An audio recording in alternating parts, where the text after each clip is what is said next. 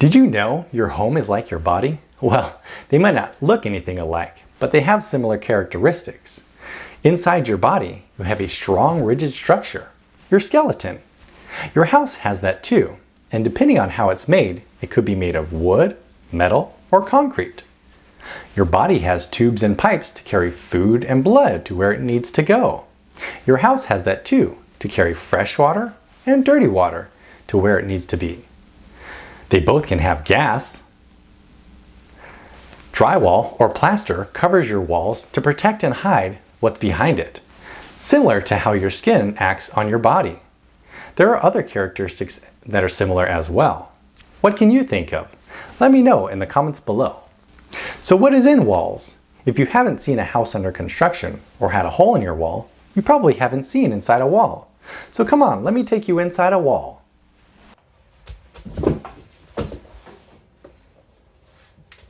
Forgot to add the production magic. I need to ask you a question. What is this? Whoa! Here we are inside the wall of a house made of wood. These vertical boards right here are called studs. They support the roof and define the structure of the house. If you build a house this way, it's called stick framing. Random fact, did you know these studs are called 2x4s, but they're not actually 2 inches by 4 inches? They're actually 1.5 inches by 3.5 inches. So why are they called 2x4s? Well, when you cut a tree down and you chop the boards out of it, they cut it at 2 inches by 4 inches. But then they have to dry the lumber and then shave the sides down to make it smooth and flat. And by the end of that process, it's lost a little bit from every side. And now it ends up as 1.5 inches by 3.5 inches. Between the studs, we have insulation. Insulation works in slowing the transfer of heat from one side to another.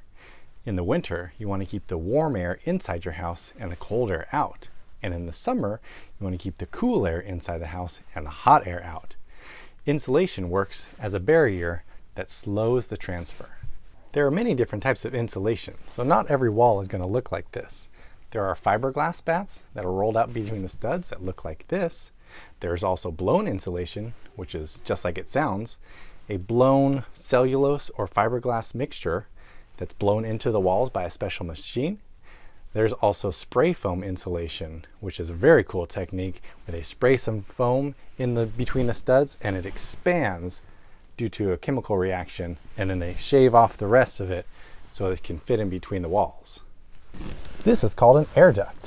It's a big flexible pipe that moves air from your heater or your air conditioner to the rooms in your house.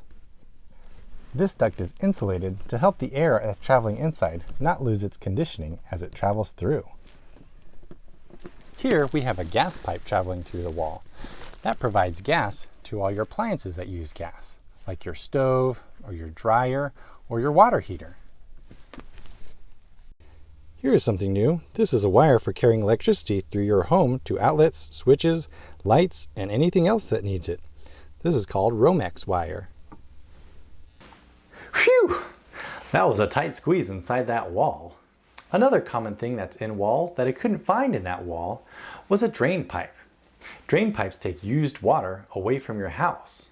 When water leaves a sink or your toilet, it goes into a pipe that leads to the sewer. Let's remember what we learned was in walls. Studs to help support the house, insulation to help keep the temperature comfortable, pipes for carrying gas, clean water, and dirty water, electrical wires to carry electricity to your lights and outlets, and air ducts to help transfer hot air and cold air to the rooms of your house. Now you know what is in walls.